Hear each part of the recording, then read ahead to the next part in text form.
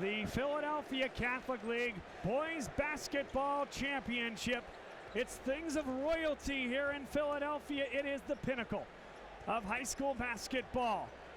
Roman Catholic takes on Archbishop Ryan. Roman Catholic looking to win their second straight title. Welcome into the Palestra, everybody, where seas of red and purple will adorn both sides of these hallowed grounds. And this will be just one heck of a contest. Bob Long and Huck Palmer, your broadcast team here with the Penn Sports Network. Huck, Archbishop Ryan, it starts and ends with the co-MVP and what he brings to the table. His name is Thomas Sorber. It absolutely does, Bob. You know, he wears number 35, but for me, I like to call him number 36, and I'm going to tell you why. 19 points, 12 rebounds, and 5 blocks a game. About 62% from the lines, got his foul shooting up to 75.5%. For Ryan, it begins and ends for him for the most part. They have a good club. No one influences ball games in this league like he does. Just being out there, he is a detriment for those driving through the lane, and he's a big reason why they're here. On the Roman Catholic side, going for their 34th Catholic League Championships,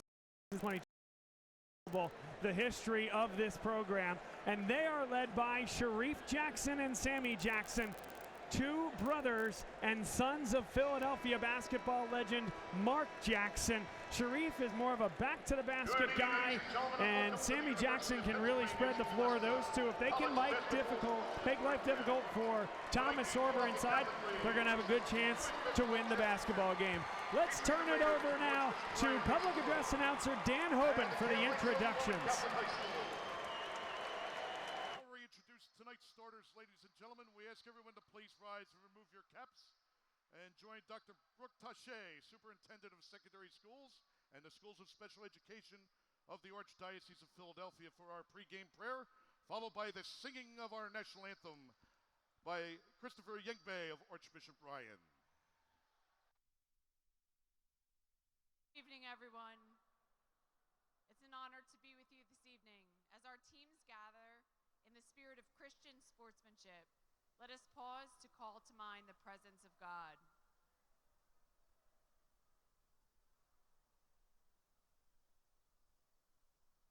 In the name of the Father, and of the Son, and of the Holy Spirit, amen.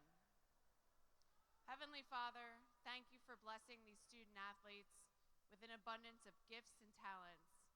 Allow them to compete to their potential with strength and courage.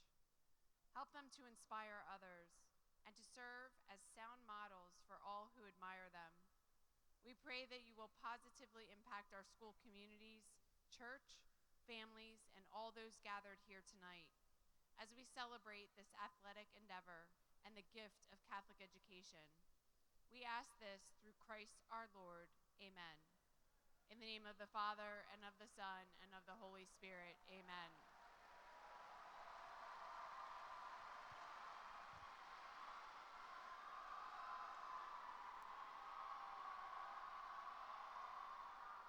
Oh, say, can you see by the dawn's early light what so proudly we hailed at the twilight's last gleaming, whose broad stripes and bright stars through the perilous fight o'er the ramparts we watched were so gallantly streaming, and the rocket's red glare, the bombs bursting in air, gave proof through the night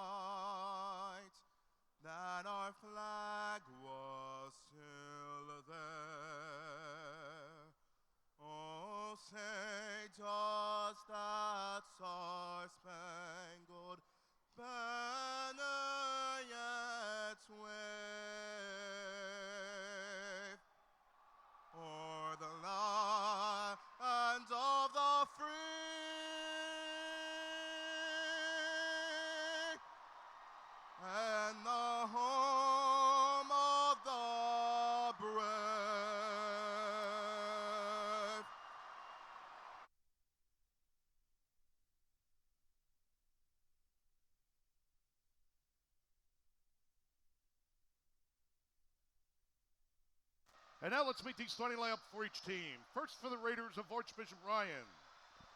At a forward position, a senior 6'5" tall, number 22, Jaden Murray. At center, a senior 6'9" tall, number 35, Thomas Sorber. At guard, a senior 6'3" tall, number 3, Rocco Marabito. At guard, a senior 6'2" tall, number 2, Darren Williams. And at guard, a sophomore 5'10" tall, number 1, Matt Johnson. The head coach of the Raiders is Joe Zaglinski. The assistant coaches, Anthony Miner, John Bryant, Sammy Zaglinski, Mike Palumbo, Matt Miller, and Sean Miller. And now the starting lineup for the K-Lights of Roman Catholic.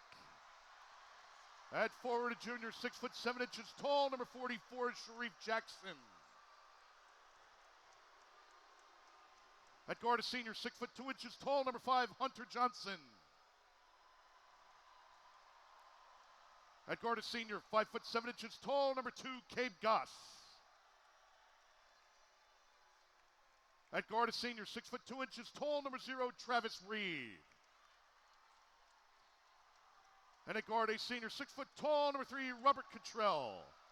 The head coach of the K-Lights is Chris McNesby.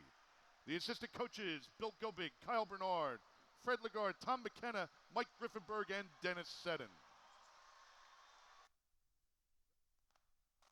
Fans, big games mean big parties. Don't settle for an average catering tray. Make it Primo. Order at one of Primo Hoagie's locations, in store or online at PrimoHoagies.com. The starters have been announced. The stage has been set.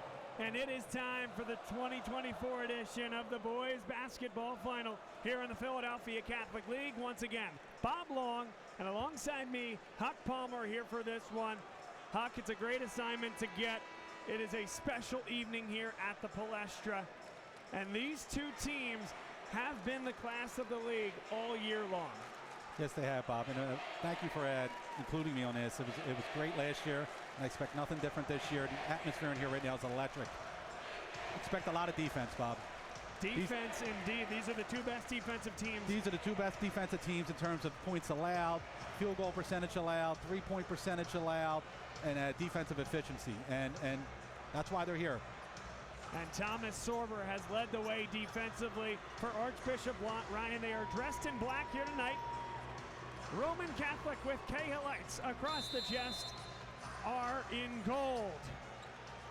We wait 365 days per year to get right back to this spot. The boys championship in the Philadelphia Catholic League. We're underway. Hunter Johnson, a transfer here for this year for Roman Catholic. Cabe Goss as well. That's Travis Reed not hitting from three, and Jaden Murray pulled it down. Quick possession there. I thought they maybe take some air out of the ball to start off like they did the last game against Judge. And a kick ball. You saw Matt Johnson, number 1, bring up the ball for Archbishop Ryan. Johnson is a guy who was playing more 6th, 7th man minutes earlier in the year. Russell was playing in his place, but after an early loss, it was their 3rd loss in 5 or 6 games in the league. Archbishop Ryan went back to Matt Johnson as the starting point guard. They've rolled since then, and a big part of the reason is that guy right there, Thomas Sorber. Yeah, if he's going to catch the ball there, it's going to be a long night for Roman. Back to Johnson. He gives him a lot steady ball handling. He's a good defensive pressure kid, too. It's a good matchup there with him and Goss. Cabe Goss is so good getting paint touches and distributing. Does so there. Open three. Hunter Johnson couldn't hit it, but you can't argue with that early look.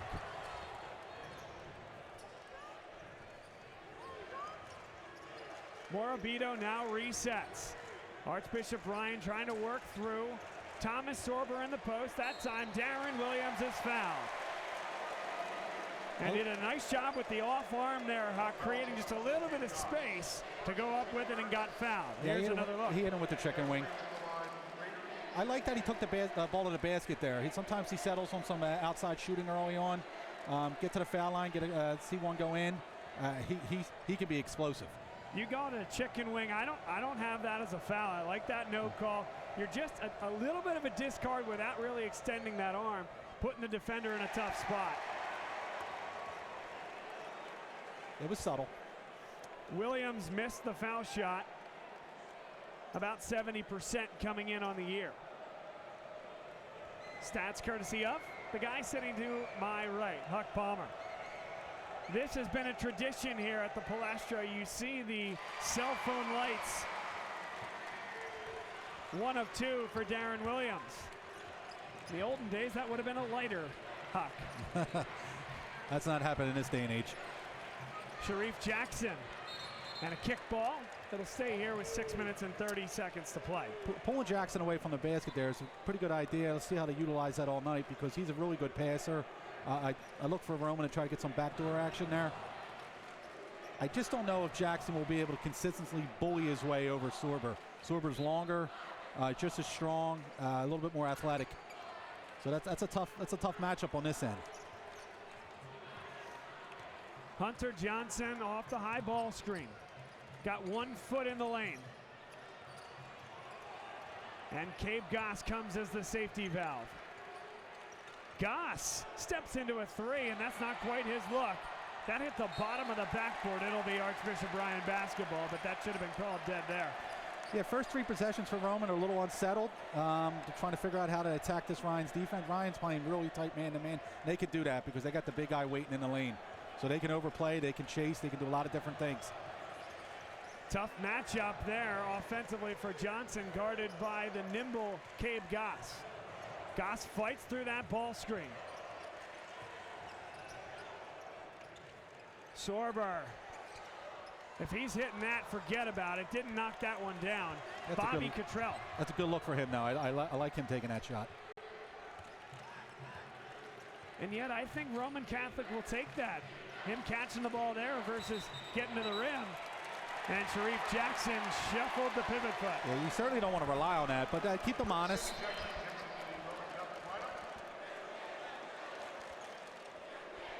Sammy Jackson enters the game for the KO Lights. Yeah, another look here, Huck, quickly.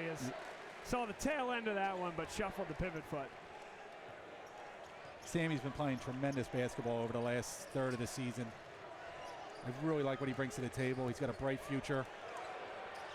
Darren Williams, good check out by Cabe Goss. Are you kidding me? Corner 3, that one won't go, but Sammy Jackson is there. He couldn't finish. Even the threat of Thomas Sorber can give you a short arm. That's exactly what happened there, Bob. Darren Williams, no. Saved in by Sorber, and an opportunity for Roman Catholic to run. Maybe not the way they want to, with Sharif Jackson taking it down the floor.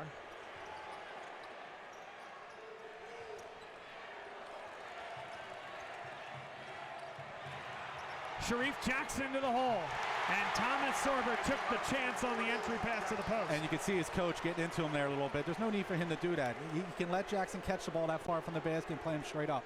And his coach getting into him is Joe Zaglinski, who was coming into this season the all-time leading scorer at Archbishop Ryan, until Thomas Sorber broke that record on an alley-oop, a lob from Darren Williams to Sorber against Conwell Egan, a deserving best to ever do it at Archbishop Ryan. Bobby Cottrell, and no foul call. It somehow stayed in bounds. No blood, no foul here tonight. Williams in rhythm, yes. He's been white hot over the course of the year, and when he gets going, Huck, there is no stopping him. No one can rip him off as quickly as he can. I've seen him miss 5 or 6 in a row, and he comes back and makes another 4 or 5 in a row. You really got to pay attention to where he is. Might have had Travis Reed on the back cut. Instead, they're going to work through Sharif Jackson. Just how strong he is. That is brilliant. One jab step had Thomas Sorber going the wrong direction. He even fumbled the ball underneath the paint in that restricted area. Huck had allowed him to actually get it to a stronger left hand. I was thinking the same thing, and using the rim, too, to his advantage. Sorber. Offensive foul as Sharif Jackson stands in. That's a big early call. Thomas Sorber faced foul trouble all night in the semifinal. Huck, what do you got? 50-50 at best. I'm thinking he may have been there a half second late. Thought he was sliding a little bit, but it's a tough call in live action for the referee down there. Really interesting on that replay too, Huck. Thomas Sorber was pointing to the floor because here at the college level there is a restricted arc drawn on the floor. That is not part of the calculus officially at the high school level for officials to make that call. Correct. They take it into account, sure, in certain instances. Follow won't go for Reed on the miss by Sammy Jackson. The question was always, Huck, who is the third guy for Archbishop Bryan? It's been different guys on different nights, but it can't just be Sorber and Williams, and that one well short from Murray. On most nights it's been Murray. He's been really consistent in Catholic League play. Reed leads them in three-pointers made this year. That's his 39th made three-pointer. He's got a nice stroke when he's got to go. He hit 2 in the semifinal, their semifinal win over Judge. He hit 2 big ones. Travis Reed knocks that one down, and Roman Catholic has their first lead.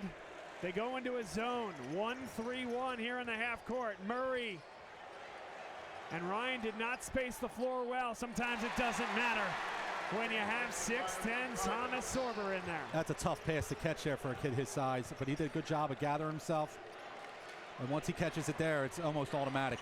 The intended recipient was Rocco Morabito on the strong side block. Sharif Jackson, why not?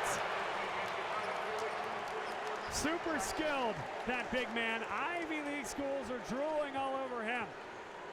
That's his 8th three-pointer made this year. He doesn't shoot a lot of them. This is exactly what we expected, Huck. Thomas Sorber, he's going to go one-on-one. And Sharif Jackson stood in there. He's been good defensively so far. Reed again. But another offensive rebound. But a travel. Travel is called by Mike Presbolinski, one of the 3 officials here tonight. Beg your pardon, John Presbolinski, John Caputo, Kevin Clay, the 3 officials here this evening. Ryan Everett checks in the game for Ryan, replacing Morabito. He's been good the last few games for them. Hit 3 threes against in their game against Newman. They were critical. Ryan Everett just checked into the game. Back cut, another really nice catch this time by Darren Williams. Yeah, that's a staple set for Ryan. They like to get they'll use their big guys, Murray and Sorber, to get Williams cut into the basket like that. That's excellent defense on the ball by Bobby Cottrell. I like how they're letting them play a little bit too, Bob. No doubt about that, and Sorber stepped on the baseline. Early frustration by Sorber and the Archbishop Bryan offense. He has been thwarted in the lane. Well, Jackson's a big kid. He's super strong. He's savvy. Not much room along that baseline there to get from point A to point B. Roman Catholic, yes, they can run, but they are so good in the half court, and they'll either take an easy one or the last shot of the quarter. And a good guy to get the ball into the hands of, Cave Goss. Goss turns on the ignition. Great look for Sammy Jackson, and he's fouled. Just the second team foul against Archbishop Bryan. It's 1 for Darren Williams and 1 against Thomas Sorber. Boy, I tell you what, though, Sharif Jackson wasn't even looking to shoot that one, and nobody closed out on him. You think he had the confidence after making the last one? He just picked up an offensive foul. He sure did. So the battle continues, and Sharif Jackson got an elbow high on Thomas Sorber. You really don't want to see that one with 2.7 seconds left in the quarter. That's kind of a wasted foul. Archbishop Bryan needs to go the full length of the floor, trailing by 2. And they get a steal. Sammy Jackson, yes. And they end the first quarter with a flourish. Guess what? Defense continues to rule the day. We expected it, and it's delivered here tonight. And the pace has been pretty good. These teams are just really good defensively. Everything is contested. They're letting them play, so they're not shooting a lot of foul shots or anything like that. It's kind of what I expected. Ryan's 2 wins so far in the playoffs against 2 really good teams. St. Joe's Prep 49-47 at the buzzer at the Prep, and then in the semifinal 48-43 over New Montgomery. So mid-50s might be the winner here. Could be a little bit lower. I won't expect much more than that. Thanks to the sponsors of the Philadelphia Catholic League Championships. First sponsor is Blocks. At Blocks, we help turn your Pennsylvania state tax liability into need-based scholarships for your school. In addition, you will receive a 90% tax credit for enrolling in the program. Learn more at blocks.org/tax credit. That's BLOCS. Primo's Hoagies. Fans, big games mean big parties. Don't settle for an average catering tray. Make it a Primo. Order one at one of the Primo Hoagies locations in-store or online at primohoagies.com. And Petrosky Physio, the leader in sports physical therapy for high school, college, and professional athletes in Philadelphia. Check them out at petroskyphysio.com or follow them on Instagram at Petrosky Physio. Thanks to those 3 sponsors for their commitment to Philadelphia Catholic League basketball and high school athletics.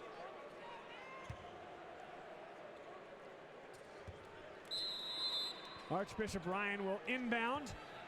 3 losses this year in the Philadelphia Catholic League. They all came early, and they all came with Archbishop Ryan having a 4th quarter lead in those games that they lost. 2 of them came down to the game's final possession. Yeah, you can make a case that they could have went undefeated in this league, but this is a great league. Heat check that time for Darren Williams that won't go, and the zone accomplishes its intent for Roman Catholic. Cabe Goss for 3. Kid plays with a lot of confidence, a lot of swagger too. Accepted that outlet pass, a dribble or 2, stepped into that nicely. Doesn't shoot a ton of threes, and a travel will send it the other way. Kevin Clay makes the call on the baseline. They are letting them play. And so far, Bob, the baseline drives on Jackson are not working. I think they're going to need another idea or 2 to get the offense going. I like that call. I do think he slipped there on that play. There's been a lot of traction down there. There's 9,000 people in the building. Travel called against Cottrell. You know that there's condensation that's going to form on this floor. There will be slipping and sliding. I think that's what we saw on that prior possession. Yeah, a little bit out of control too. So, I mean, that's not really Murray's game, putting the ball on the deck like that. He's an off kid, grabbing offensive rebound kid, putbacks, maybe an elbow jumper type player. Everett hit 3 triples in the semifinal, got a touch. Roman Catholic predictably stays in that zone. And these types of shots will have to go to get Roman Catholic out of that zone. Roman zone, it can be tremendous on a lot of nights. Ryan Everett, a 25% foul, 3-point shooter on the year. Much better from the foul line, of course. Sammy Jackson kicked it out. Reed. Jackson, 2 for 2 from beyond the arc. It wasn't on many people's bingo cards here tonight, but Sharif Jackson, the son of the legend in Philadelphia, Mark Jackson, he's a leader on this team now, offensively, defensively, and if he can get the puppies organized and knock it down, going to be a tough night for the Raiders. It seems like the referees thought that Roman wanted a timeout there, but that was just an oversight on what Chris was instructing his team. Yeah, 2 threes for Jackson already. That is, I don't think he's hit 2 in another game all year. Great look at John Caputo there talking with Chris McNesby on that timeout snafu that you mentioned. Darren Williams is blocked. It was clean up top. It's been the night of Sharif Jackson thus far. Sharif Jackson attacks. Very good call there. No chance for anything other than an offensive foul, and that's a big one there, Huck. That's 2. That is 2. You knew at that contact it was going 2 against Sorber or 2 against Sharif Jackson. He'll sit down.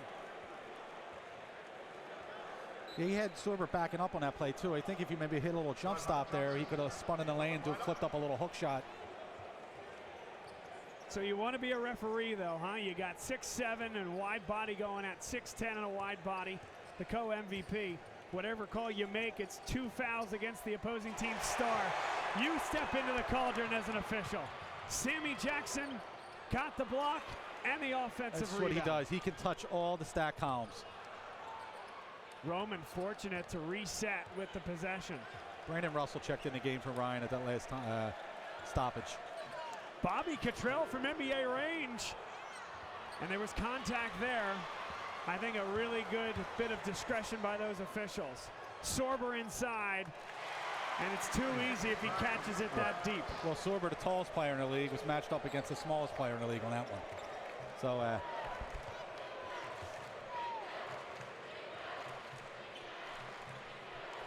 Archbishop Bryan now in his own defense themselves. 1-3-1.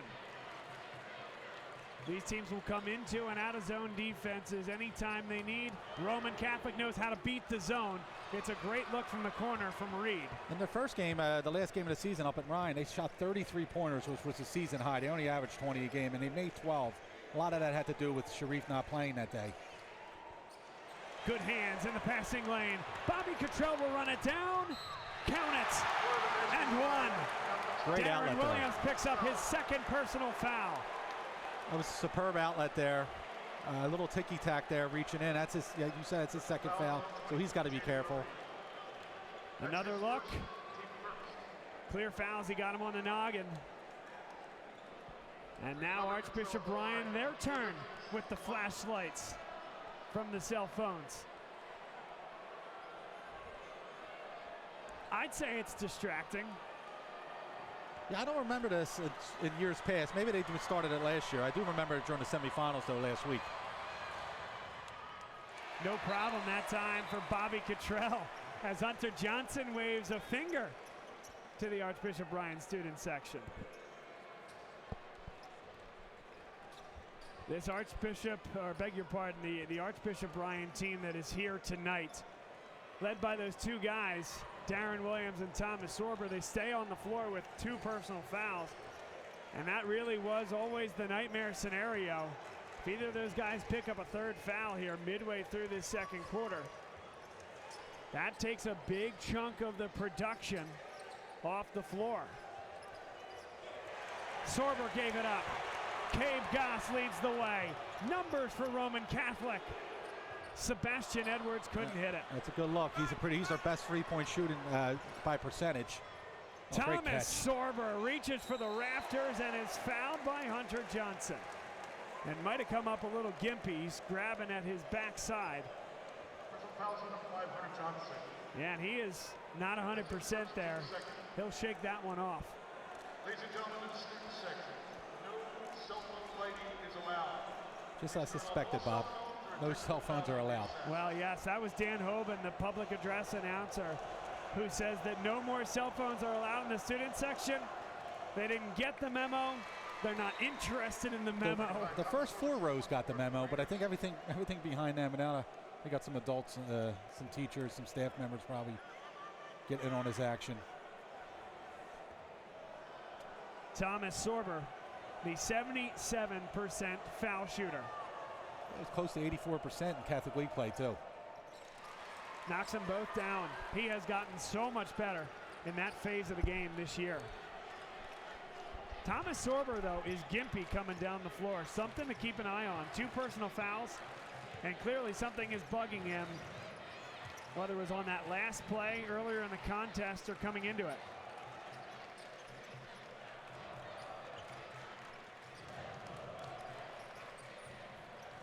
Hunter Johnson got to a great spot and hit it. One of the many transfers on the Roman Catholic team this year. He's been a wonderful addition to stretch the floor. Adds a little score. He's a very good defensive player. He's strong. He started for 2 years in the Catholic League at Cardinal O'Hara as a freshman and sophomore. Then he went down to Florida and played a season down there before coming back up here. So he's got a lot of games under his belt.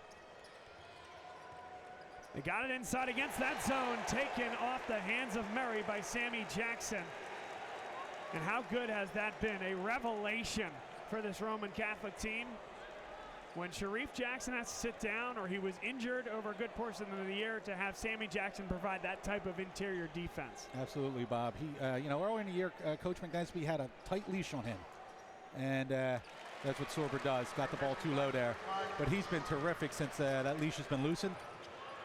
he really hits all the stat columns. I think he's going to be a terrific player. I think he's going to fill out to be about 6'8" wing with a good shooting touch. Deep three, and it's blocked. It is blocked by Thomas Sorber. He wants the ball.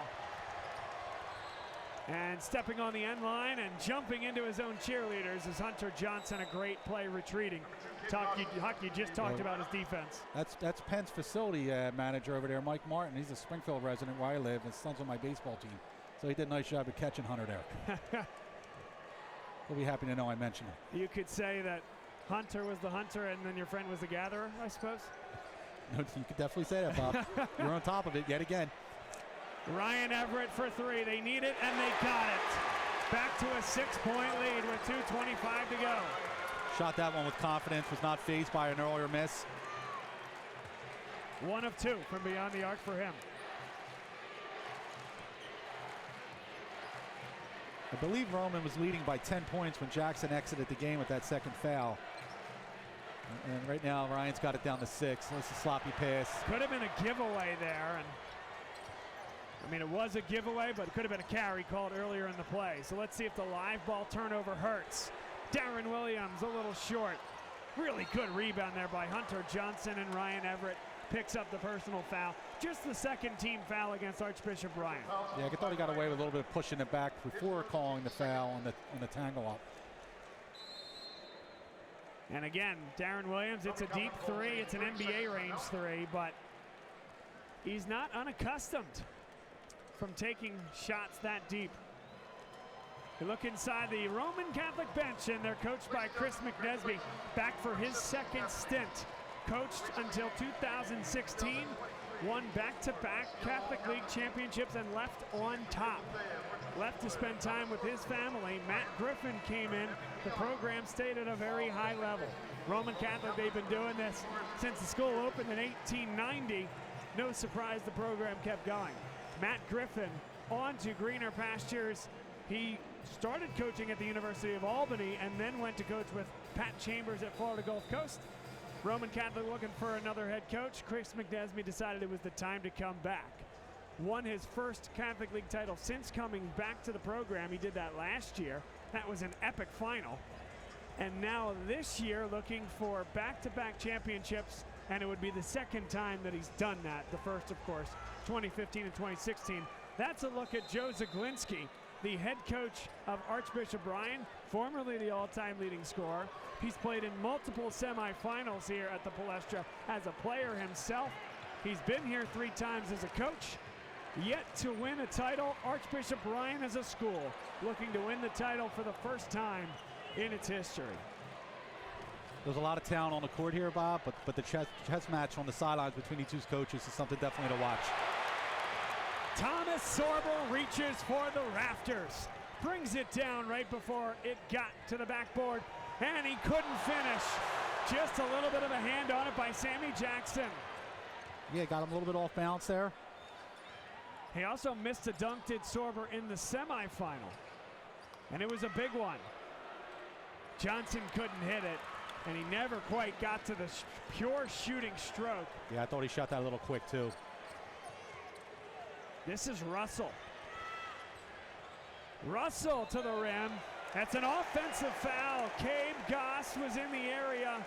Going down on the play was Hunter Johnson with 51 seconds left. I'm not sure he'll get credit for taking the charge there. I don't know if it was Johnson or not, but it was good on-ball defense there by Goss. And here comes Sharif Jackson. I think that tells you all you need to know.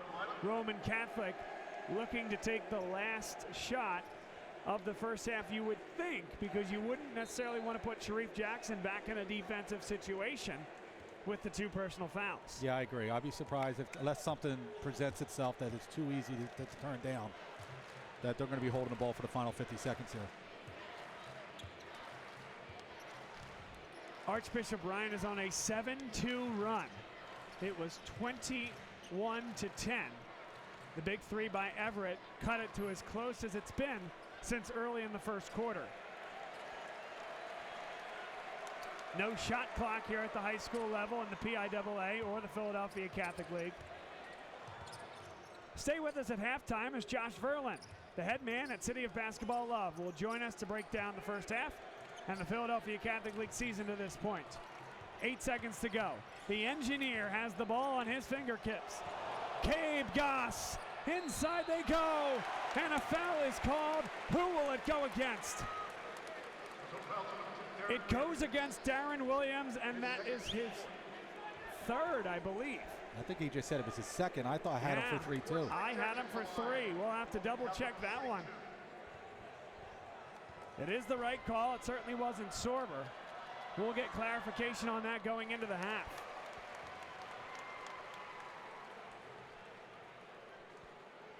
Roman Catholic, though, they do it to perfection. Carving into the lane, Goss always looking to pass, and Sharif Jackson converts both. He'll go offense, defense to avoid that third foul.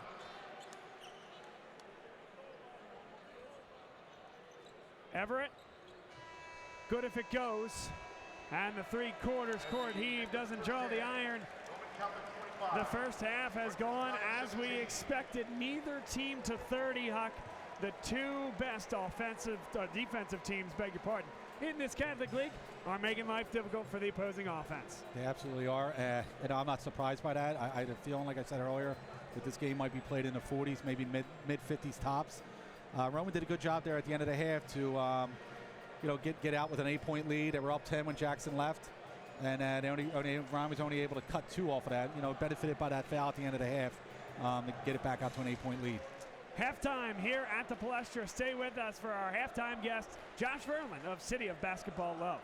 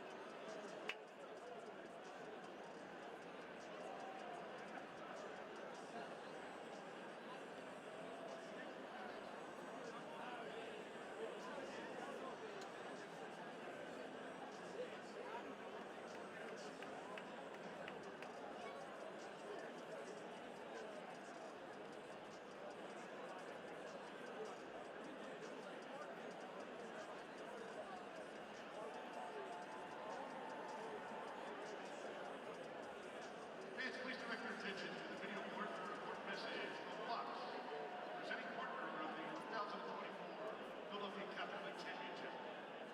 My name is Sharif. I'm a junior here at PU. I have played here and I find that PU is a big change in my life, especially basketball. So I think this is really basketball take this it's really and so this is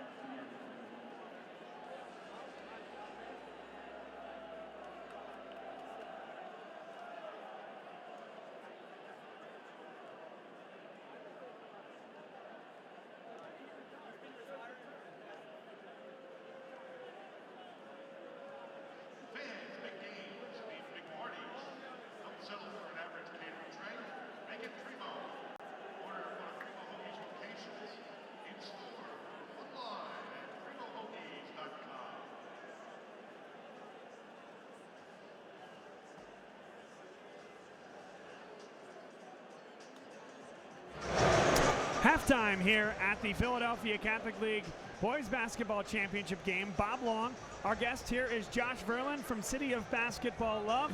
What a night. It's a wonderful night every single year that everybody looks forward to. I'm sure you're no different in that regard. Yeah, I mean, certainly a date that as soon as it comes out, you're circling it on the calendar. And I mean, just what a great night of basketball to begin with. And then when you throw in a double overtime game in the girls' game, and we got another great matchup here in the boys' game, there's just nothing like Catholic League championships at the Palestra. Josh, what has stood out to you about this first half? Did it go as you expected? Has it not gone as you expected? What were your keys coming in, and how has that manifested? I mean, it went how I expected in the sense that it was close and hard fought, right? I wasn't sure exactly who was going to be up or down at halftime, but you expected it to be physical, hard fought, and closely contested, and that's what we've gotten so far. But certainly you have to look at the matchup down low between Sharif Jackson on Roman Catholic and Thomas Sorber on Archbishop Ryan. I mean, Sorber was the Catholic League co-MVP, the best big man in the area. Kind of expected him to dominate a little more down low tonight. And Sharif Jackson, 12 points in the first half. I think I don't just think, I think it's been clear he's been the difference tonight. And then from a standpoint of what Archbishop Ryan's been able to do, a second half team, a lot of times Darren Williams ignites that with his white-hot three-point shooting. He's hit one here tonight, but the second half is often his time. Yeah, he was only 1 for 5 from three-point range in the first half. Ryan as a team 6 for 21 from the floor. Can't shoot less than 33%. Expect to win a Catholic League championship. Roman, on the other hand, 9 for 24 from the floor. And certainly if Sharif Jackson is going to be stepping out and going 2 for 2 from 3, that's huge. But yes, Darren Williams needs to get going. They need to get something out of Jaden Murray. He's 0 for 4 from the floor. Matt Johnson hasn't even taken a shot yet. They're obviously been trying to work it down to Sorber, especially when Sharif Jackson was on the bench. But they've got to be hitting shots to really open things up downside. Roman Catholic, coached by Chris McNesby. His second stint with the program, he's looking to go back-to-back. It would be the second time that he's done that, going back to 2015 and 2016 as well.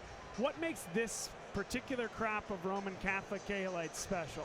I think it's the depth and sort of the unselfishness. I mean, when you look at the seniors, you got Travis Reed and Cade Goss and Hunter Johnson. They're all guys who weren't even here last year, and they've had to come in and acclimate, be unselfish, and that's a big reason why Roman's here. I mean, really only Sharif Jackson and Robert Cottrell return with any experience, so the fact that those seniors came in, bought in, and have been able to play like Chris McNesby would hope out of 4-year seniors, much less 1-year seniors, I think has been a major reason.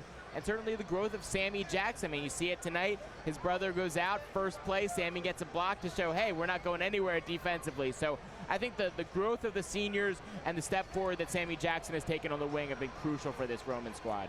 During the girls' championship broadcast, I asked John Nebels, our halftime guest, what he thought the storyline of the girls' basketball season in the league was. I'll ask you the same.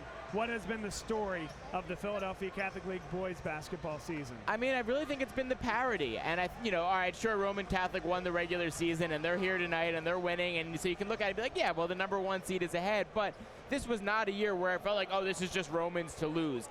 All year long, I was saying, you pick any team in the Catholic League, and I'll take the field as the winner. So I think the parity on the boys' side, just because this is an 8-point game here at halftime, don't think it's anything close to being over. But realistically, we had 6, maybe even 7 or 8 teams that could have won a Catholic League championship this year. And I think that's really the big story on the boys' side is this parity. What does that mean for the championship? I don't know about anything, but certainly it was a lot of fun to watch this year. Josh, tell us quickly about City of Basketball Love and what you guys do for the area's basketball coverage. So COBL, we're a 501c3 nonprofit. We've been covering high school and college hoops in and around the Philadelphia area for 12 seasons now, which is pretty hard to believe. We're also partnered with the Philadelphia Inquirer. So those of you who get the Inquirer, you might have noticed there's a lot more high school coverage in the paper this year, which has been awesome to see. So, thank you to everybody who watches, who supports us. We really appreciate it. I know our whole staff does. And if you want to read about high school or college hoops in Philadelphia, come to cityofbasketballlove.com. Thank you for that, Josh. Thanks for spending the time with us. Anytime, Bob. And we'll take you away just momentarily. Second half coming up next here on the Penn Sports Network.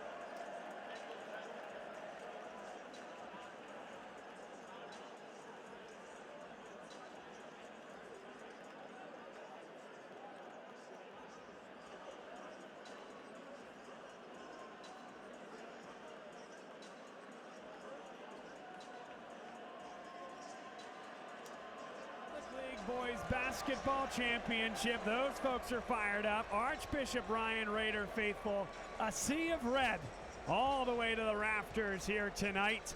And for good reason, they're here to support their team. Archbishop Ryan looking for its first Philadelphia Catholic League championship in the history of the program. And guys like Sammy Jackson, guys like Sharif Jackson, they've made that very difficult for Archbishop Ryan to make that a reality here tonight. Yeah, you just saw there in the highlights of Sharif hitting one of his 2 3-pointers. Thomas was pretty much daring him to shoot. He took the challenge, and he's knocked down 2 of them. Roman Catholic, so tough defensively. You feel like Thomas Sorber is going to have to get more involved. Darren Williams, a lightning hot shooter from beyond the arc. You think about the quarterfinal game where Archbishop Ryan scored 49 points against St. Joseph's Prep. That was a road game.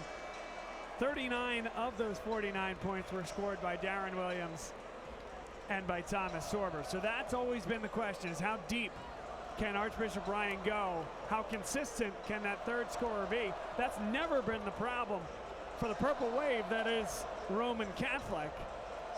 Yeah, well, Ryan, I mean, the last game against Newman in the semifinals, Ryan, Thomas Sorber picked up his 3rd foul late with about 2 minutes left in the 2nd quarter. And it was 8-0 run by Newman there, giving a 6-point lead at half. But to start the 2nd half, Darren Williams scored 10 points, I believe, in that 3rd quarter, and with a couple threes in the early stages there. He's going to need to probably repeat that here, because they're going to have to cut into this lead pretty quickly, or then Roman's just going to start dissecting him later on. Jackson with his back to the basket, picked up the dribble, great back cut. Sammy and Sharif Jackson like they're out on the driveway growing up. Yeah, I thought we'd see some of that today. I mean, I don't know how they were waiting to use it, but that was really easy for them and a really nice concede play. Johnson has not yet gotten going. Sorber, Murray, count it, and 1.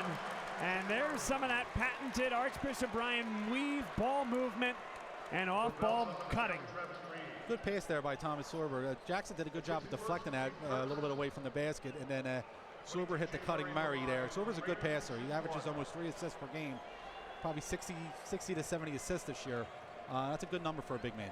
Murray, a 72% foul shooter, and all these will have to go as Archbishop Ryan looks to start their comeback. It's a 7-point game, early stages of the 3rd quarter. Good answer there by Ryan, too. This is the event in Philadelphia high school basketball. The girls' final followed by the boys' final. A double overtime classic in the girls' championship game. Sammy gets a start here in the 2nd half. He's out there for Hunter Johnson. That's an NBA range 3 for Sammy Jackson. Archbishop Ryan has to start guarding halfway to the logo at this point. He's a 3-level scorer. He's a really, really composed player. Really enjoyed watching him play the last third of the season. He's been really, really good. He's only going to get better. Really good interior passing. Murray couldn't hit it. That is last touched by Roman Catholic. Yeah, I'm not sure if Sharif got a piece of that or not. Definitely influenced it somewhat. No seats left. There haven't been seats left since about Friday of last week. We told anybody that would ask, go get your tickets before the Wednesday semifinals go final. Otherwise, you may not get them. Hundreds upon hundreds of ticket requests went unanswered here in the final days leading up to this final, and it's because of these two teams, what they represent. Sammy Jackson couldn't hit that one. Good contest by Sorber there. No numbers for Matt Johnson, so he'll pull it back. Sorber a little slow getting back into the play. Darren Williams, this is his time. Roman's got to do a better job of hedging off that screen there. That's what he does. He kind of walked right into that. He kind of lulled them to sleep. 7-point game.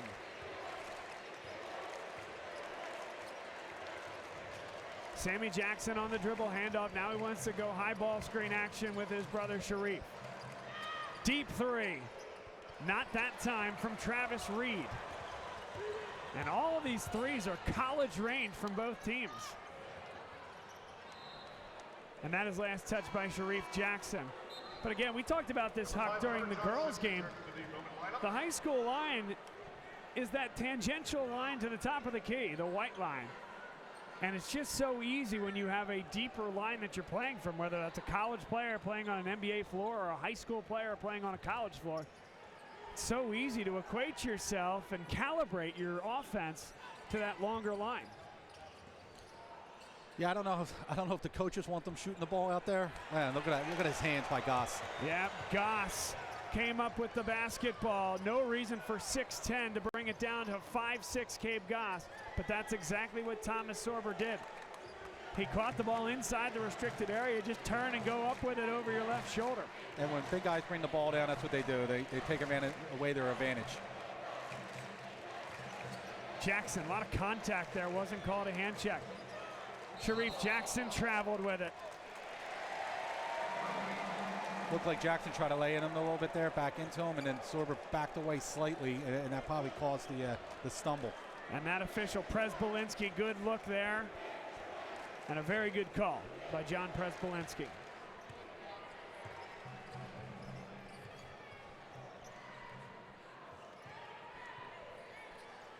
Rocco Morabito. The lob inside. They're trying to go high-low. Murray went up with it. Good catch there. Good face-up by Murray. He's got 5 points this half, and Ryan needs more of that. Ryan Everett comes to the scorer's table at the beckoning of Joe Zaglinski. Cabe Goss for three. He doesn't shoot a lot of them, Bob, but when he shoots them, and he's hit some timely threes. Had him above 40% on the year. Yes. And a foul is called. It does go against Goss. Second personal foul against Goss. Roman Catholic, they have stomached some mini runs from Archbishop Bryan, but they've kept them largely at bay. Murray couldn't hit. There's Ryan Everett knifing his way. That's a good substitution. Paid off. Three is no good. Brought down with one hand by Hunter Johnson. Pulled away by Darren Williams.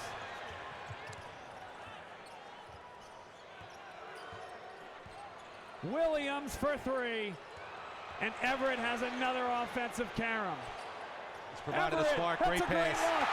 Ryan Everett does it again. Timeout. It's a 4-point game. And here comes one of those patented Archbishop Bryan runs. I mean, Everett's been in the game for about 30 seconds. He gets comes flying in for an offensive rebound, goes right up with our putback, and then another offensive rebound and a quality assist there to the big guy.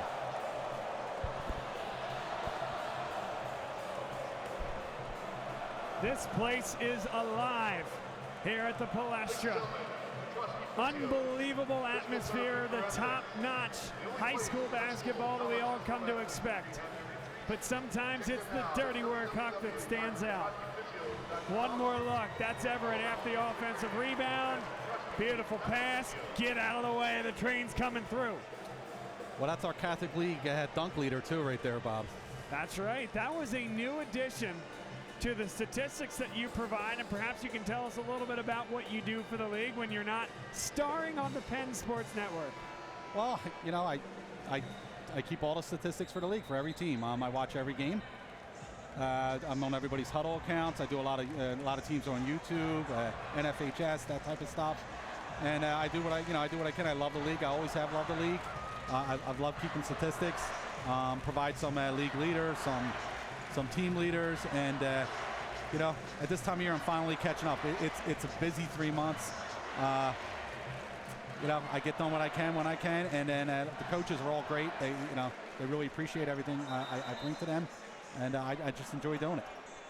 Well, this is your last Philadelphia Catholic League matchup, if you will. Now, that's not necessarily true in the truest sense, because sometimes you'll see teams rematch against one another in the PIAA playoffs. Roman Catholic and Archbishop would have done that many times. Roman Catholic a 6A team, Archbishop Bryan a 5A team. Sharif Jackson, not that time. Everett with another rebound. Yeah, 3 rebounds in 3 possessions. Archbishop Bryan, though, they have this game at the cadence that they want. Yes, they're down 4, but it's a point total, it's a cadence, it's a number of possessions that they're looking for, and they are well within striking distance. Everett for 3. 2 hands on it for Murray. Couldn't finish. Sorber, good find. Unbelievable play by Sorber. He's down on the ground here, down on the court. Sorber is down in a heap. Joe Zaglinski in the face of John Caputo. He wants a foul. He thought his star was undercut. And Sorber has been dinged up all night. This is the most pain he's been in. It's a fiery head coach. He's asking for that Red Sea of student body to get as loud as they possibly can in this packed 9,000 seat barn. Just a tremendous job of gathering that ball and then shoveling it to Murray for the layup. And Murray has 7 points now in the quarter. You cannot kill this Archbishop Bryan team. You just cannot do it. No one's done it all year long. Sammy Jackson, tough shot. And Sorber brought it down. Roman's a little out of rhythm right now.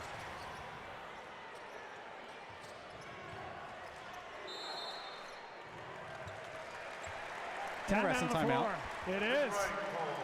2:05 left. I think Joe Zaglinski realizes how important this possession is for his team. As we look inside this huddle, this is a team that has challenged itself in a way that very few Philadelphia Catholic League teams have ever done in the non-league. They went to the City of Palms Classic in Florida, a tournament that last year Imhotep, by the way, their eventual opponent in the District 12 5A championship, went down and won last year. Archbishop Bryan went down. They played 3 games this year against some of the best competition in the country. And Joe Zaglinski told us that he felt that that experience directly contributed to their ability to play and be in every single game, to not be fazed by the moment. They certainly have not been fazed by this environment. And it's Ryan on the front foot right now. Yeah, they have 7 losses on the year, but they certainly challenged themselves. They were in another tournament prior to that. Was it Gonzaga maybe? Where they saw some quality competition. And it's to get to this moment. Make no mistake, District 12 title game against Imhotep, that'll be a big deal. They're hoping to win a state championship. But this, as Murray couldn't hit it, is what it all comes down to. Every single coach in the Philadelphia Catholic League will tell you that this is their primary goal, because more Catholic League teams in a given year will win the state championship than the Catholic League title, and that's just about a promise. Yes. Ironically enough, last year was the one exception to that rule that I can remember, where West Catholic was the lone champion at the state level. 2 Catholic League teams lost in the final. Yes, yeah, Roman lost a tough one to Reading. And I believe Newman Grady lost to Lincoln Park. A wonderful and talented team from Pittsburgh, and that could be the expectation for the 4A championship again. Well, they played earlier this year, and Newman really played well against them that day. And it was a different Newman team now with Kafik Myers out, but yeah, that definitely could happen again, Bob. 55 seconds left, and Roman Catholic with a 2-point lead is nursing this possession. Hunter Johnson. Chris McNesby has always had this in his toolbox with any and every team. It could have been Lamar Stevens and Tony Carr. It was Xavier Brown and Anthony Finkley last year. Tremendously talented offensive teams, but they can slow things down and get great looks when the other team breaks down defensively. Sometimes you lull the other team to sleep, and they're thinking you're going to wait to the final moments to take the shot, and then you get one off with a really good look with 26 seconds left. These 2 teams played in the regular season finale. You can throw that result out the window. Sharif Jackson, he's been the star for Roman Catholic here tonight, did not play in that game. Everett almost banked it in. 4 seconds left. The big man will run the floor. Offensive foul. It's a huge call in the final 1.4 seconds.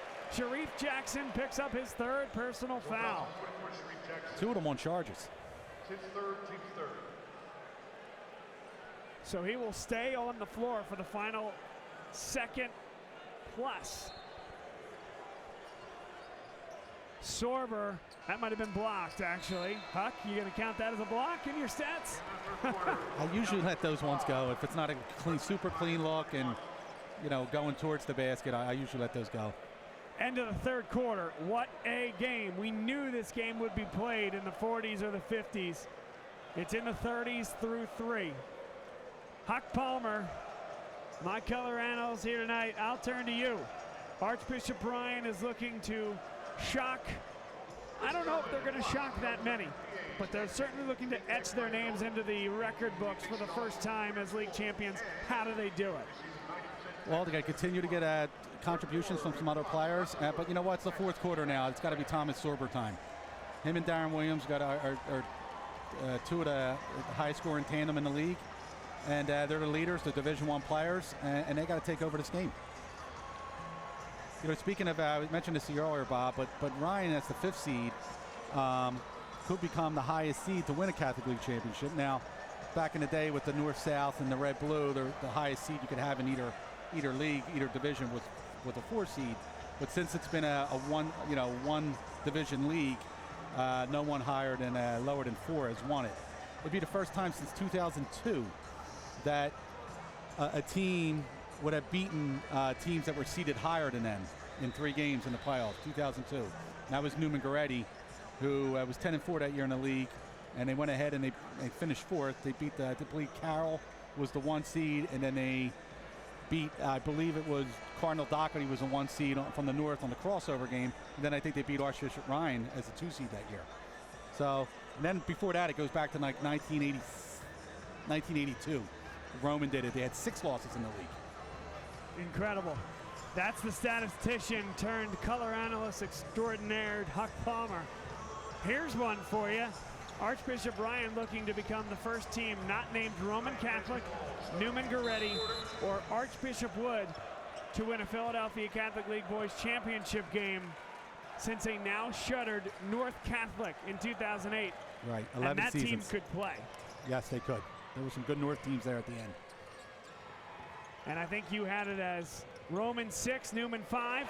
Thomas Sorber cuts it to 2. Joey does a great job coming out of timeouts, out of quarters, or setting up plays like that. There's no doubt he set that up, and they ran it flawlessly. Similar to the bucket that Thomas Sorber scored to set the all-time scoring record at Archbishop Bryan in a home tilt against Conwell Egan. Timeout called by Chris McNesby. And the chess match continues. Yeah, it's going to be a possession-by-possession fourth quarter. Everything is going to get magnified. Let's get another look.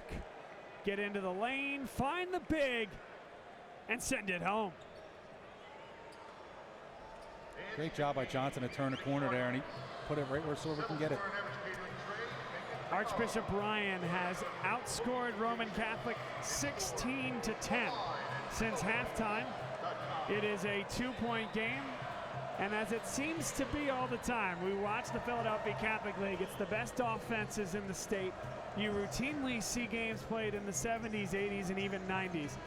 When push comes to shove, more often than not, it's the 2 best defensive teams that make their way to the 94 by 50-foot floor here at the Palestra for the championship, and the game follows suit. Yes, and that's what we have here. Roman only gives off 47 points per game. Ryan about 52. Ryan has the best defensive field goal percentage, about 36% holding opposing teams. And Roman's not too much small. Oh, they're going to try to return the favor. Almost did. Offensive rebound. Sharif Jackson, no. And Cabe Goss will track it down by the logo. A young man, Cabe Goss, that had 2 separate leg injuries, first in the offseason in the summer. The second suffered in December. Worked his way back twice. And this team has been markedly better with him as the pure point guard than when they were doing it by committee. Sharif Jackson, no. Pulled down by Thomas Sorber. Archbishop Bryan can tie or take the lead. This is where Williams often gets white hot. Yep. Steps into it, and not that time. A nickel dimer on the offensive glass called against Jaden Murray. Yeah, I saw Sammy Jackson go down, but I don't know how much Murray did to cause that. We'll get one more look. maybe just a little bit of an arm. Again, tough to see there. You saw the very tail end of it. In a game that's been so physical, it's a tough call, but that was right in front of the official, and there was no question about it in his mind. A great crew here tonight. You don't get this assignment without being one of the best. And I think they've done a good job tonight. Absolutely do. Timeout called by Chris McNesby. He saw and felt that 5-second count going. Joe Zaglinski, he saw it too. He thought it was 5. The official had it at 4, and McNesby clocked it. Roman's down to 1 timeout left, Bob, with 6 minutes and 18 seconds left. Where Ryan saw it's 4 in their pockets. So we'll see if that comes into play. We talk about it all the time with timeouts remaining. Roman Catholic has the lead for right now, but it became a direct situation in the girls' final where you have to have timeouts if you're trailing in the final minutes of the contest, because the clock does not stop after made baskets, even under a minute or 2 minutes to go. And that becomes a major issue if you're trying to chase. Huck, I'd love your opinion. I've expressed it enough on these telecasts. I'd love to see a rule change considered at the PIAA level. Yeah, I would agree with that. I think it'd make more games exciting. You would have more classic finishes. You know, it was strategy involved and all that, so I wouldn't be opposed to that. A couple other changes I like too. Shot clock probably is another one. A lot of people like that and would love to see that, as long as the Philadelphia Catholic League is in the PIAA and the PIAA does not institute a shot clock. The Catholic League has their hands and arms tied on that one. Someone's going to have to step up here for Rome. And throwing the ball into Jackson may have some success. I mean, he's a great player. It's a tough matchup with Thomas, though. So one of these guards is going to have to step up. Somebody's going to have to make a shot here soon. Less than 1 quarter to go. Heading towards yet another classic. Bobby Cottrell goes one-on-one, loves the matchup. And Jackson wasn't cutting to the basket. If he's cutting to the basket, that's a lay-in.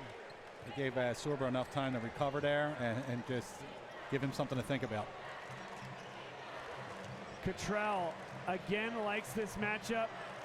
Everett wants to guard him tightly. A deliberate pace here from the K-Lights of Roman Catholic. And an early boo bird. Now they join in song.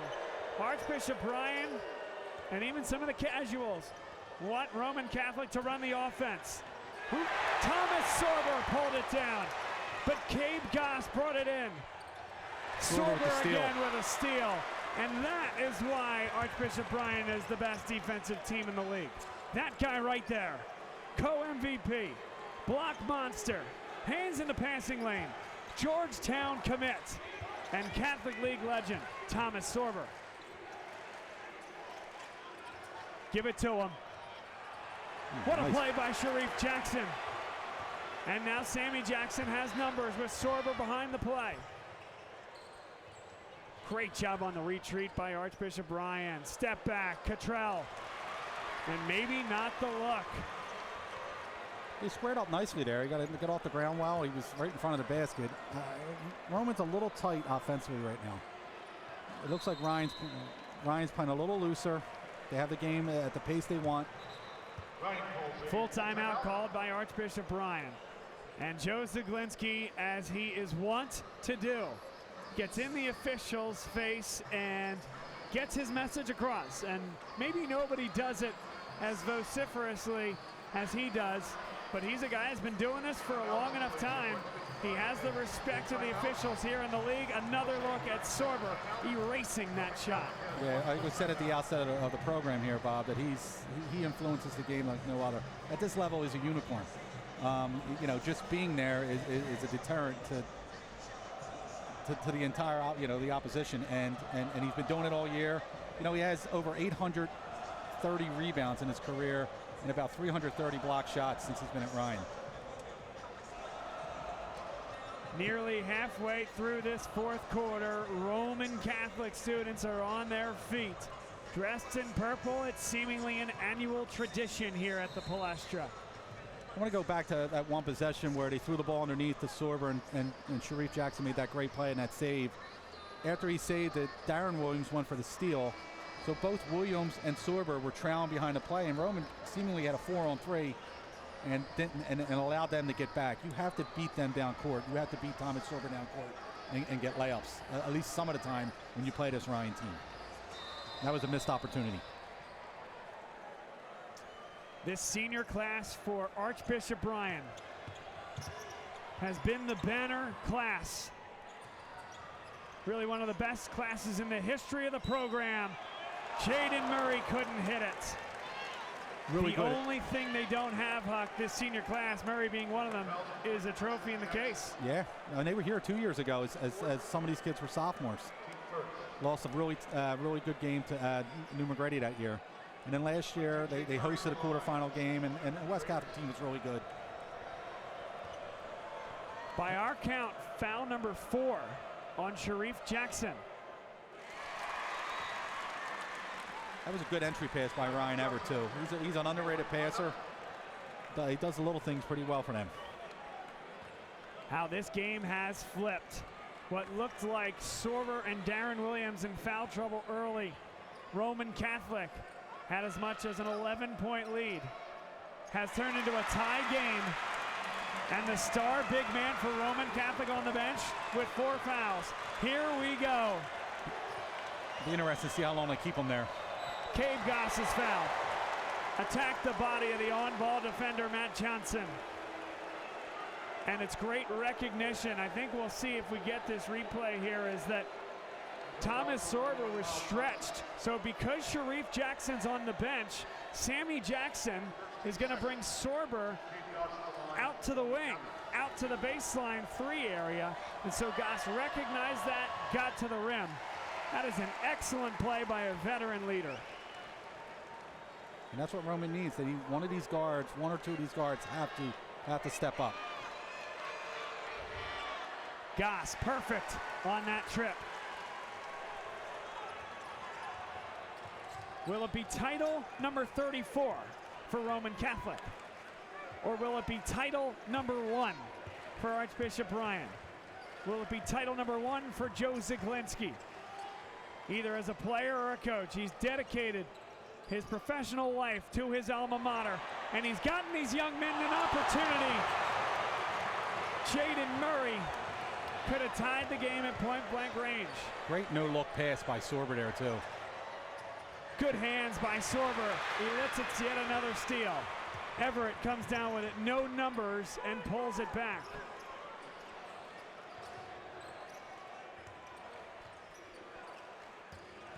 Williams through traffic, fortunate to get it back. Replaces in the corner. Everett thought about the 3. Good hands by Sammy Jackson. Up the floor, 2-on-1. 2 coming at the line for Travis Reed. A nearly spectacular finish. Sammy Jackson got a steal on one end. What a pass. And a lot of contact on the lower body. Yes. Good call, no question on that foul. Travis Reed. He's an 81% foul shooter.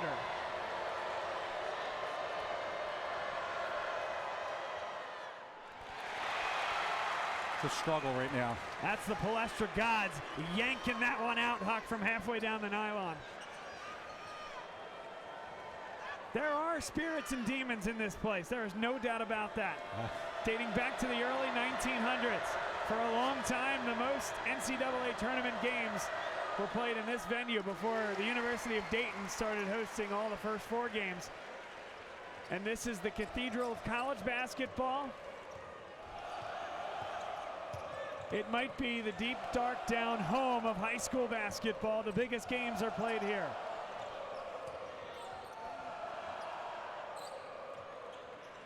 Three-point lead. Archbishop Bryan has to value the basketball. There just aren't that many possessions left in the game. Murray with 2 hands, couldn't throw it down. Hunter Johnson, Cave Goss. And Archbishop Bryan came up with it. That is 2 point-blank looks for Jaden Murray. That just did not go. It's the difference between a 3-point deficit and a 1-point lead. Sorber, contact, without a foul call. Joe Zaglinski's doing a shuttle run on the sidelines. He can't believe it. Yeah, he's looking for one over there. That was a lot of strength there shown by Sorber. Good discretion by the officials, whether you like the call or not. You can't tee up either of these coaches at this point. Let them play.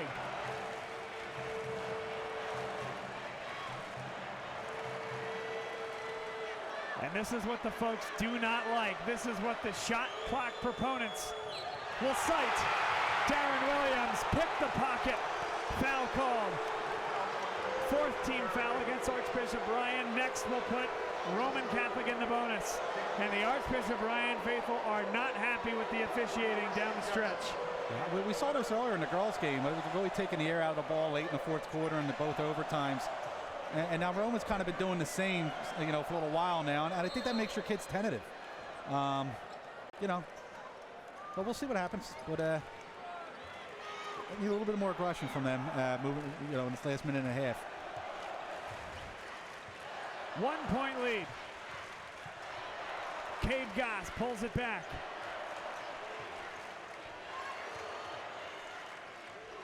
Travis Reed and now Sammy Jackson with a touch. Sharif Jackson remains on the floor with the 4 personal fouls. And they might just force Archbishop Bryan's hand here.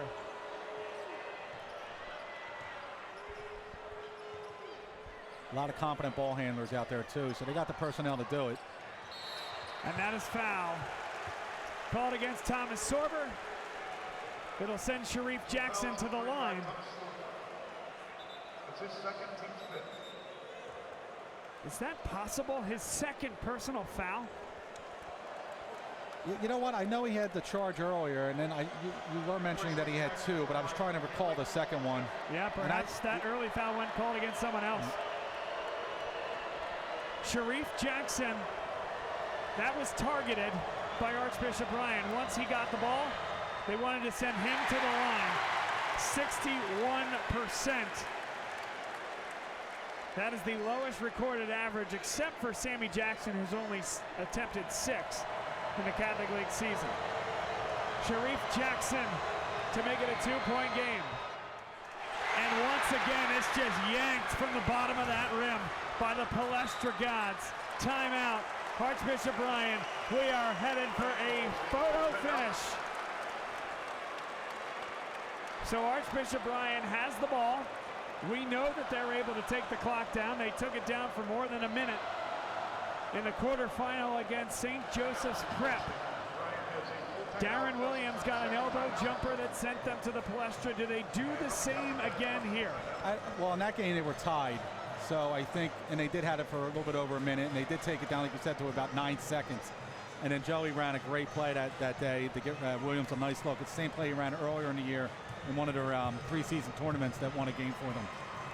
I think they're going to go a little sooner here. I don't think you can wait to that 15, 10-second mark, because you're going to have to foul if you miss and that type of thing. That's exactly right, Huck. You need to extend this basketball game. So, of course, you're not rushing. You have 54 seconds to work with, but you do want to run your set. You want to get a look. If you take the lead, great. Count on being the best defensive team in the Philadelphia Catholic League. If you miss, you want to keep yourself in the game and extend it for as long as possible. Right, because even if you miss and then if you were happen to foul and they did make 2 fouls, you're still a 1 possession game. Exactly right.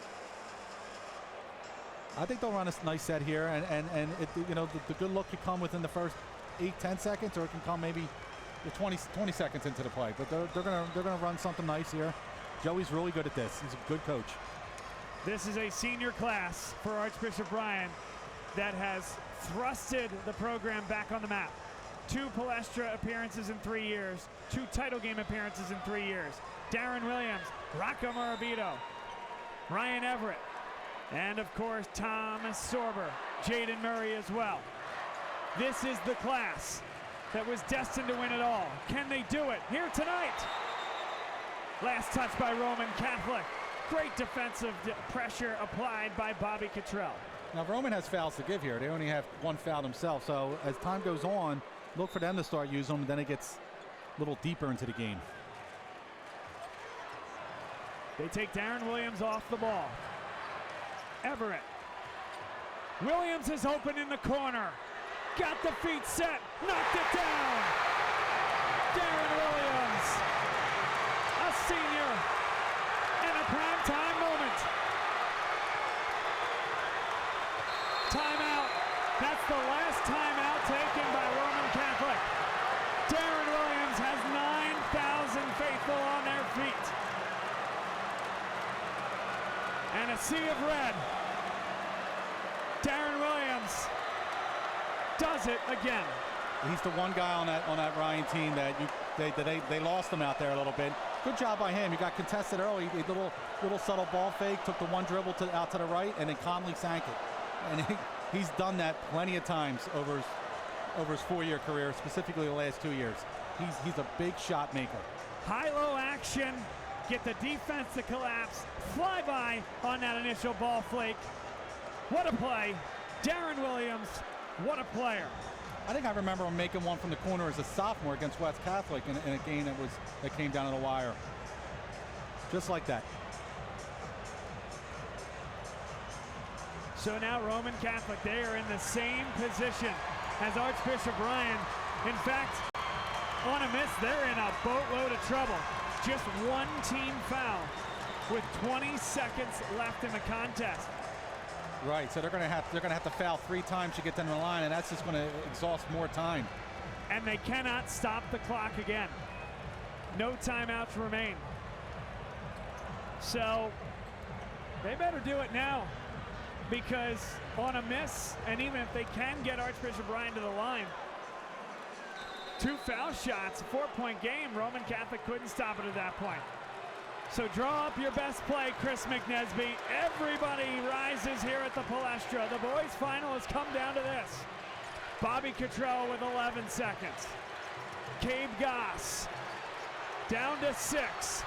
Goss, Jackson, tie game. Timeout. Joe Zaglinski with 2.1 to go. What patience. Just a lovely assist right there by Goss. Sorber got there just a tad late. We asked, Roman Catholic answered. Draw up your best play. I'll say, off the high ball screen, Cabe Goss does an amazing job on the curl. Gets past his first defender. Sorber has to commit. Decisive cut off the ball by Sharif Jackson. And we'll get one more look at home. That's a beautiful play. Defenders go the other direction. Sharif Jackson calm in the lane. He had to fade away a little bit there in the layup just so he could avoid Sorber coming across. I don't know if that's how they drew it up, Bob, but Goss did a great job of improvising there and being creative. And when it was time to make a play, he certainly did. Hopefully the Philadelphia Catholic League leased this place for a little bit of extra time. A double overtime thriller in the girls' final.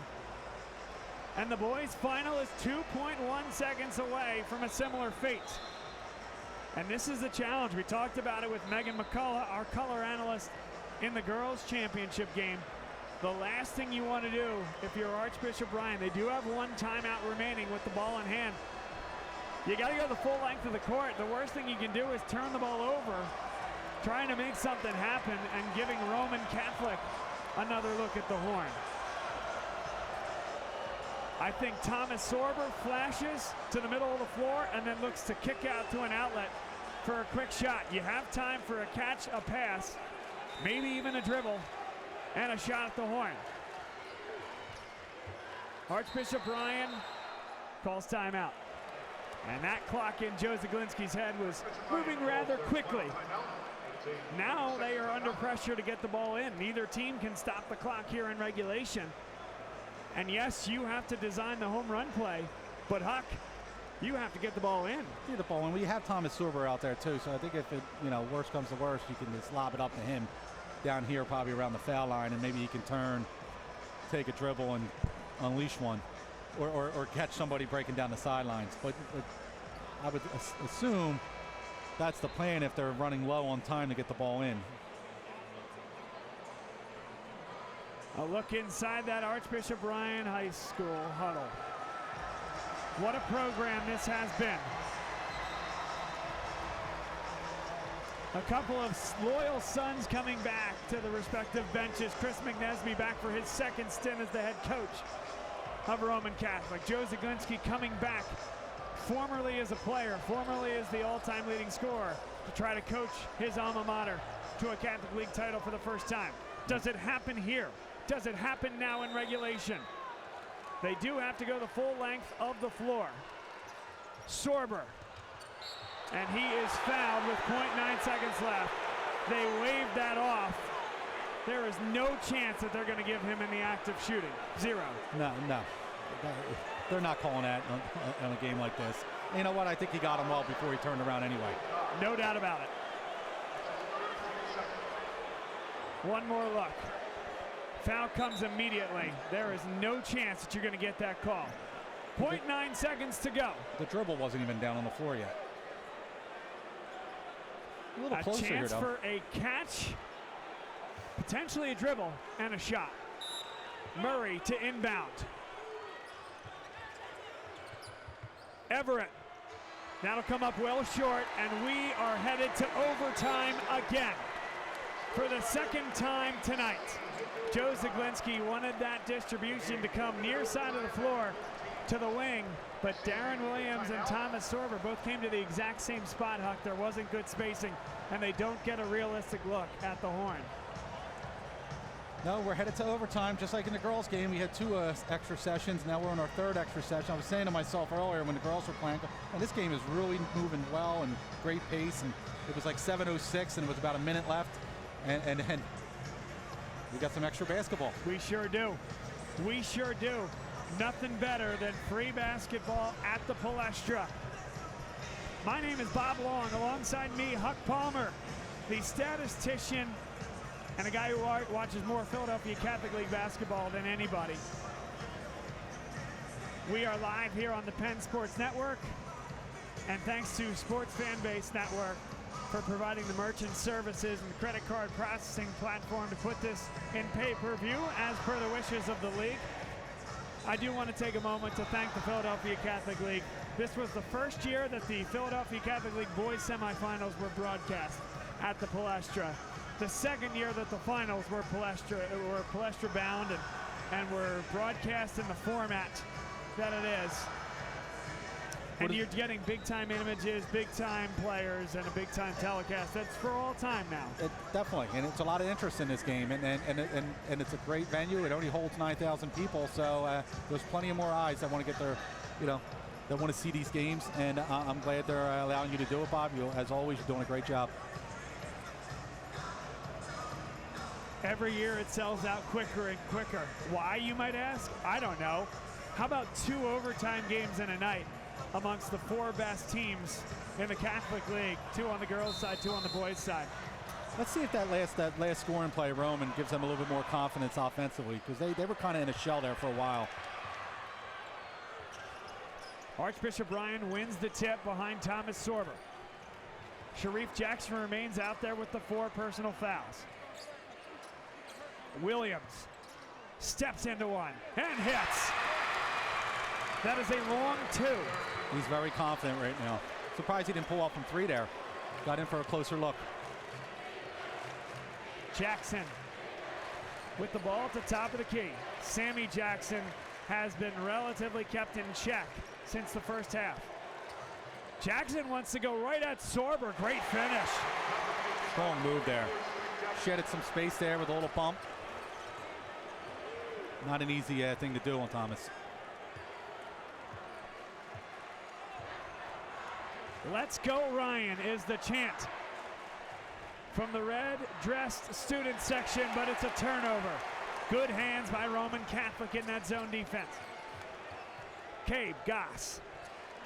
He's been the difference maker since he's been healthy for this team. They've been playing their best basketball with him as the primary ball handler. Stepping up for three. And nobody rebounding for Roman Catholic on the offensive glass. Darren Williams off with the left hand.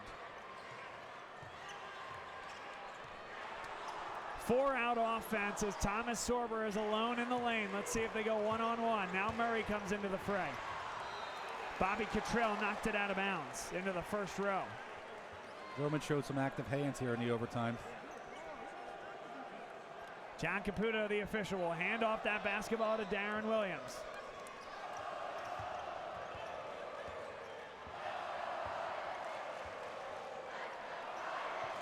Roman Catholic staying in that zone defense. They've been into and out of that zone all night long. They are comfortable playing any style of defense as the situation dictates. Murray. Everett lets it go. That's well long. And perhaps feeling those adrenaline juices there as he took it from the corner. Yeah, just fading towards that corner too. Tie game, 1 minute, 50 seconds to go. And we've come to the deliberate offense portion of the contest. About the same time in the fourth quarter is when they started doing this. Cottrell. And that's Sorber there impacting, so he didn't go up. Cottrell, a long three won't go, and Sorber brought it down. Sharif Jackson narrowly avoided his fifth and final personal foul.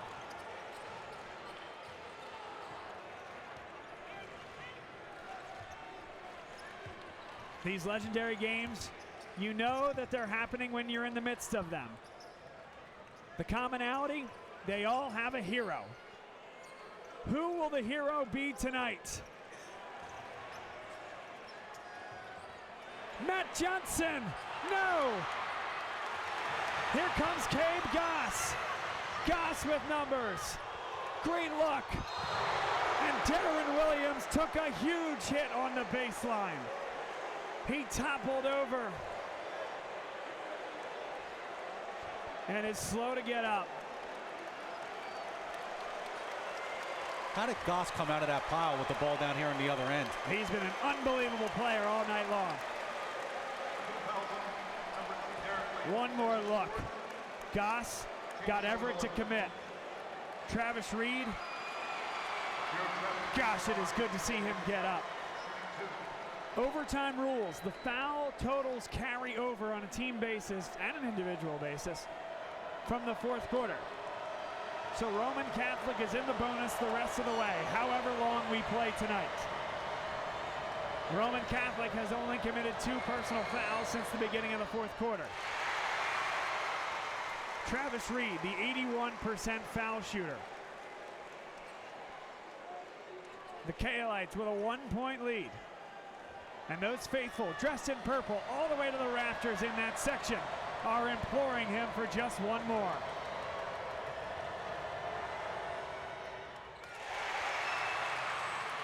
A transfer who wanted to be part of the Philadelphia Catholic League.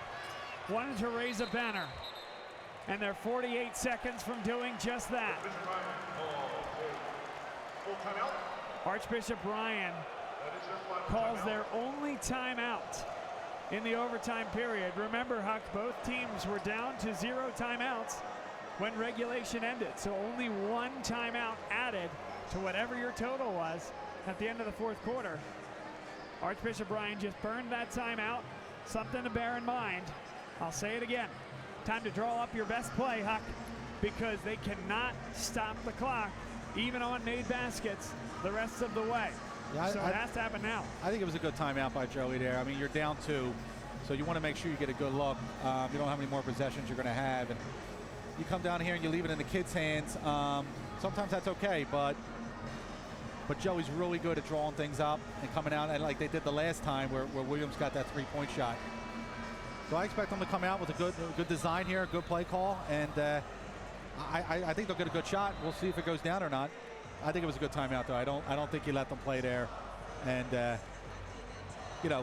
risk taking a bad shot. Some wonderful Philadelphia Catholic League finals at the Palestra. This goes right to the top of the list.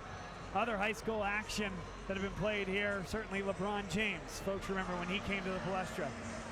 Kobe Bryant played Rip Hamilton in a state semifinal in this building back in 1996. Kobe Bryant for Lower Merion and Rip Hamilton for Coatesville.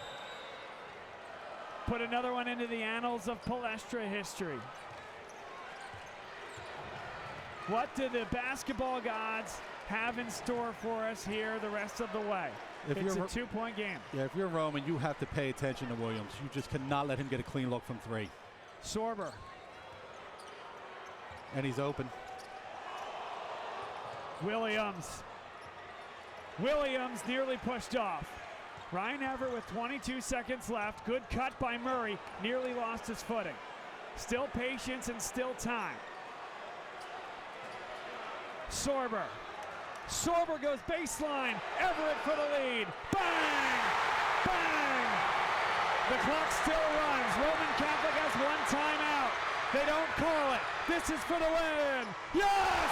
Unbelievable. Yes! Cabe Goss. Roman Catholic does it again. Elation for the Kaelites and pure agony for Archbishop Ryan.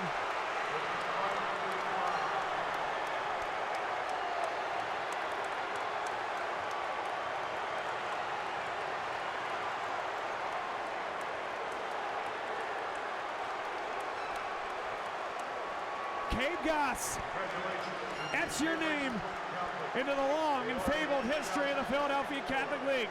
You, sir, have hit a game winner at the game's most hallowed ground. What a sequence. What a sequence. I'm surprised Chris didn't call timeout there.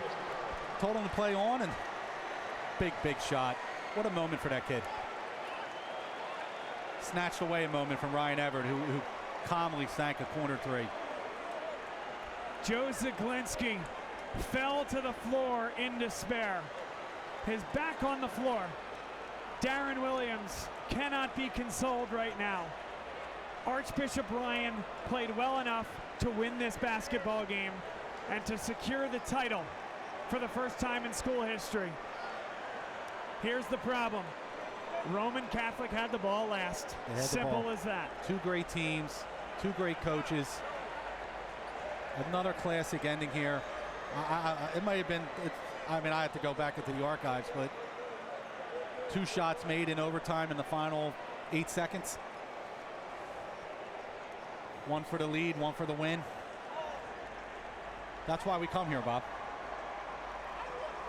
Roman Catholic, the 34th title. No one's more special than the other. What a view. Archbishop Ryan's hopes in the background. Nylon on the other end. Cabe Goss, a hero. And he's getting a hero's welcome right now. He showed perseverance all year long, suffering the injuries in the summertime to the one knee and then the other knee in the fall session. And then he played 12 games coming. He's only played in half the games. And he's been a leader in every single one of them. And just a tremendous shot by that kid. I'm really happy for him. On the other side, I really feel bad for Joey and his kids. That's a special team over there. He's a great coach. Sorber's one of the greatest players that's played in this league in the last, couple decades. There's no doubt about it, but that young man, the story is about him tonight. Cabe Goss. We told the story earlier in the telecast. 2 knee injuries since the summer. They weren't sure when he'd be back after the second one. Rehabbed hard. Got back to the position where he was playing his best basketball. Led the point all year long. Got paint touches. Distributed for assists. But when the time came to hit a game winner, he said, I am good enough. I am taking this shot. And Roman Catholic does it again. And Xavier Brown, buzzer beater off the glass last year, sent that game to overtime. They won that game by 5. Cabe Goss releases that basketball with less than 2 seconds on the clock. It was clearly good.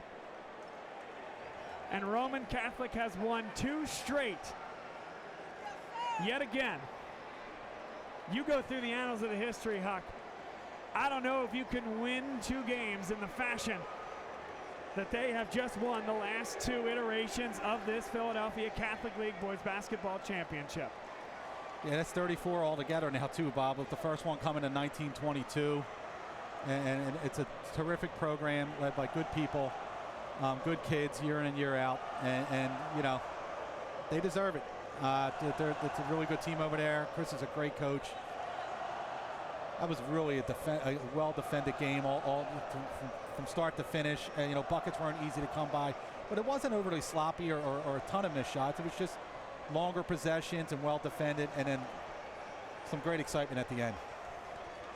Huck Palmer, my analyst here tonight. It is great to do this with you. Second year in a row that we have sit in this seat, and we have seen a classic. Thank you for what you do for the league. Thank you. Yeah, thank you for having me. We haven't been treated to any clunkers. And I don't think we will for some time. Stay with us, folks. We will have the entire net cutting ceremony, and we will hear from the man himself, Cabe Goss, who won the championship for Roman Catholic and decimated and disheartened an Archbishop Ryan group that was ready to win this game tonight. Played well enough to do it, but Roman Catholic had the ball last. Bob Long here with Huck Palmer. Stay with us, and the next time you see me, we'll have a jubilant Cabe Goss and Chris McNesby.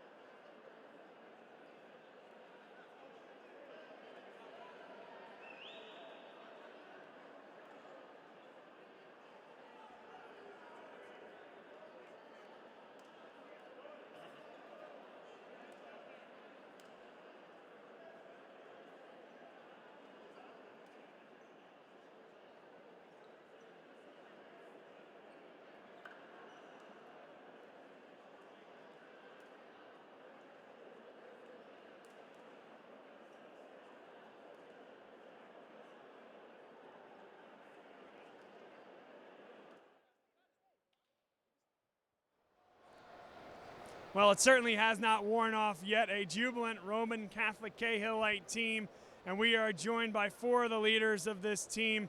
Hunter Johnson, Travis Reed, we have Cabe Goss. Unbelievable shot. We'll get to that. Sharif Jackson. Guys, congratulations. Hunter, let's start with you. What a contest. What is it like to experience all that the Palestra has to offer here in a Catholic League final? It was a great experience, man. I mean, I love playing with this team, man, getting to grow with these guys every day in the gym. We built a bond that nobody else could break, and tonight we stayed together and we got us a win. So, and I greatly want to appreciate Coach Chris for allowing me to come play for him and win a PCL title in his name. Travis, same for you coming into the program here. What did you expect coming in, and what has the experience delivered for you? I definitely expect that championship mindset. We all kind of glued together very quickly. Like Hunter said, I want to thank this guy, man. He brought us here, and I'm just grateful for all these guys, and we made it. Cabe Goss, the game winner. A legend born here tonight in the fabled Philadelphia Catholic League at the fabled Palestra. That shot will be one of the all-time greats and remembered amongst some of the great moments in this building's history. How does that feel? Nah, I'm just grateful. Like everybody said, I'm just grateful to be in this position. It could have been anybody, but I guess tonight is just my night. And it could have been anybody on this team. We all put the work in. We all been in the gym. We all understand Coach Chris's method to his madness. So I'm just happy that today it was just my day. I'm going to ask him the same question in just a minute, but he didn't take the time out. He had one in his pocket. He trusted you. How does that feel that he trusts you in the game's dying moments? And that's just music to my ears to understand that my coach trusts me. He got me here. He trusted me with the ball at the last couple seconds. I'm just grateful. What is that main feeling that you have right now? And I'm sure it's going to hit you in the days and weeks to come, and exactly what this shot means and where it falls into the history of this place and this school. But what are you feeling right now? Too many emotions. I can't even begin to explain them. Happy, exhilarated. It's so much stuff going on right now. I don't know how to stop. Congratulations. And Sharif Jackson with us. Your matchup inside against Thomas Sorber. We talked about it ad nauseum coming into this game that you had to be able to neutralize Sorber. You went punch for punch with the co-MVP of the league. How did you do it? I mean, it was definitely more of a, you got to flip the mindset, right? Definitely coming into a game like this, a lot of kids are like score, be all that offensive stuff. But this game especially, you got to stop on defense. Got such a good low post game. It's just something that you got to stop. Just something that you got to stop in order to win the game, right? I'm not really worried about how many points I got. It's how many times I stopped the defense, stopped those outlets, try to get those threes, right? So it's just all that together. Hopefully, I hope that won us our game. Congratulations. It looks like your folks are already on to the celebration. I'm going to let you join them. Thanks for the time, and thanks to your teammates for the time. Thank you, guys. Chris McNesby is with us. First off, congratulations. What a contest. Another one in the great history of this building and Roman Catholic, the school. Yeah, at first I'd like to say Coach Joe Zaglinski and the Ryan team, an unbelievable group, great seniors, great leaders, and they represented the league very well, and they have a great team. And you hate to see one team, after a great game, see a team lose like that, but proud of our guys for sure. You did not use a timeout. You had one left. Yeah. 7 seconds left, and you trusted Cabe Goss to make whatever decision he was going to make. It ended up being a pretty good decision. Yeah, it's one of those things in basketball. Sometimes you just let it play out. That might be the best shot you're going to get out of a timeout. I'm not that good of a coach to draw something up there, so let him play. Chris, what does this mean for you? You're back for your second stint with this program. You won back-to-back titles in 2015 and 2016. Names like Stevens, Bostic, and Carr come to mind. Now this group here this year, off what was a senior-laden group last year, does it in their own way. Yeah. How special is that? It is. You're so happy for these kids, and to have this moment at the Palestra, they've worked so hard, and for them to get the win, it is pretty special. And 2 games in each of the last 2 years, you can't really script a better ending to either of them. Yeah, it's still surreal. It's these games that when you win like that, and even last year with Xavier Brown banging a shot to send it to overtime, you just can't believe it. But we're pretty fortunate. It's a special place. It's a special program. You're at the helm of it. Yeah. Thank you for spending some time with us. Thank you for all you did this year. You're the best around, so I appreciate it. Chris McNesby, our guest. Thank you. Enjoy this one. We'll do. And there's more basketball to play. Yep. Chris McNesby, our guest here on the floor. Thank you to those 4 seniors, 3+ Sharif, although he sure feels like a senior with the impact he has to that program. Want to thank our entire Penn Sports Network crew here tonight. Want to thank Megan McCullough, the color analyst on the girls' game, Huck Palmer, the stats guru, and the analyst on the boys' game. For everyone here at the Penn Sports Network, Bob Long saying so long from just an incredible night of basketball at the Cathedral of College Basketball, the Palestra. Until next year, everyone, good night and be safe.